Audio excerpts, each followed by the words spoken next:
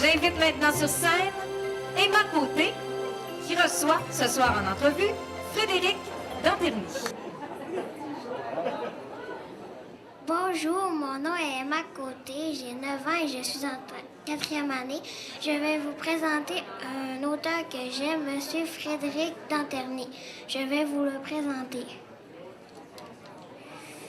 Né en France, à Nice, en 1967, Frédéric Danterny s'installe à Montréal avec sa famille en 1984.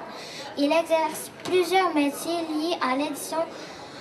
En 1995, il publie un premier roman pour les 8-12 ans intitulé Elia et Olia, princesse de lumière, qui donnera lieu à une série. Il écrit ensuite la série Storienne. À partir de 2005, il consacre à l'écriture à temps plein. Pour le lecteur adolescent, il écrit la série Les Messagers de Gaïa, les 7 cristaux de Chambéria. Il est l'auteur d'une 50aine de romans pour les petits et les adolescents. Je vais lui poser des petites questions. Ah oui, vas-y Emma.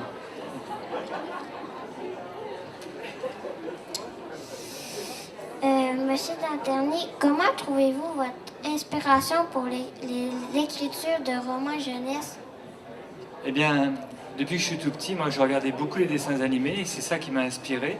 Et pendant de nombreuses années, j'ai porté plusieurs séries en moi et ça a bouillonné pendant plusieurs décennies. Maintenant, elles sont toutes publiées et là, donc, je dois faire bouillir de nouvelles séries. Alors, donc c'est ça, il y en a d'autres, des idées qui viennent tous les jours. Et puis, moi, j'écris vraiment tous les jours. D'après vous, quelles sont les qualités essentielles pour devenir un auteur à succès? Auteur et auteur à succès sont deux choses différentes. Pour devenir auteur, il faut d'abord de la persévérance. Il faut un minimum de talent. Il faut croire en soi, donc beaucoup de confiance en soi. Par contre, une fois que le livre est dans le public et final, eh bien là, ça dépend du public. Donc, c'est un peu la loterie. Parle-nous de votre routine ou de vos habitudes d'écriture. Moi, je suis plutôt un lève-tôt.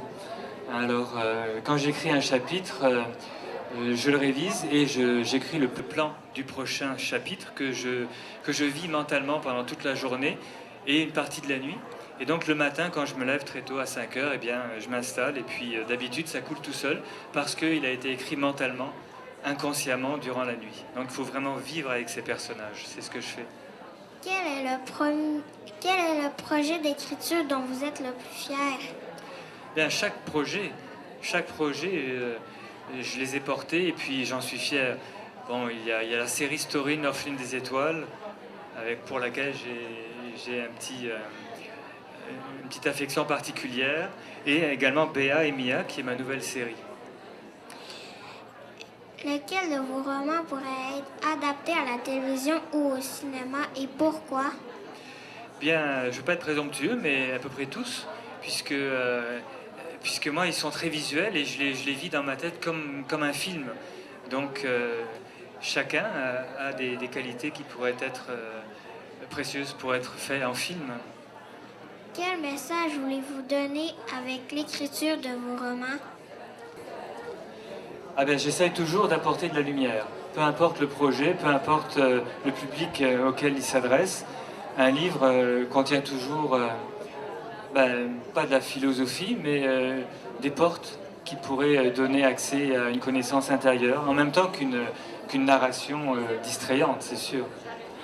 Quand vous étiez petit, quel était votre roman préféré? Eh bien, je lisais beaucoup de bandes dessinées, par contre. Mais je me souviens d'un roman qui m'a frappé, c'est Le Lion de Joseph Kessel. C'est sans doute la fondation même de ma série Storine l'orpheline des étoiles, puisque Storine voyage dans l'espace avec un lion blanc. Quelle histoire auriez-vous voulu écrire? En fait, je les ai écrites. Donc je n'ai pas de regrets. Et puis, les prochaines, je vais les écrire avec détermination et puis beaucoup de passion. C'est ce que ça prend en général, je crois, pour vraiment écrire des choses qui viennent du cœur et qui vont toucher le cœur.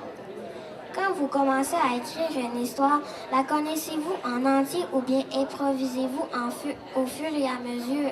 Mais en général, j'ai le film complet de l'histoire, sauf que je m'arrange toujours pour laisser beaucoup de liberté aux personnages, parce que finalement, ce sont eux qui nous disent ce qu'ils veulent vivre, et les moments les plus magiques de chaque roman sont ceux qui viennent qu'on n'avait pas prévus. Et c'est la preuve même que les personnages prennent vie, et donc c'est magique. Ça nous surprend nous-mêmes.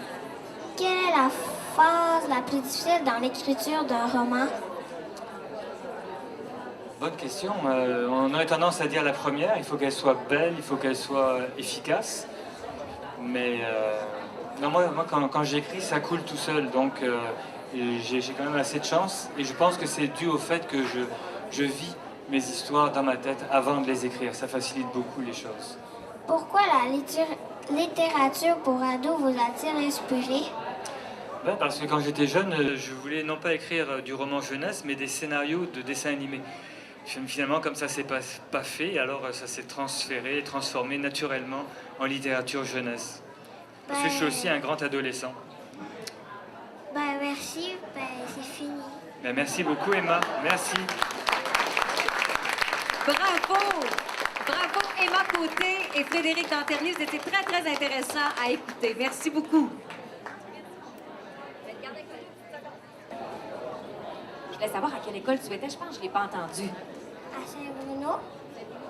Et est-ce que tu as aimé ton expérience? Oui. Que tu as aimé le plus?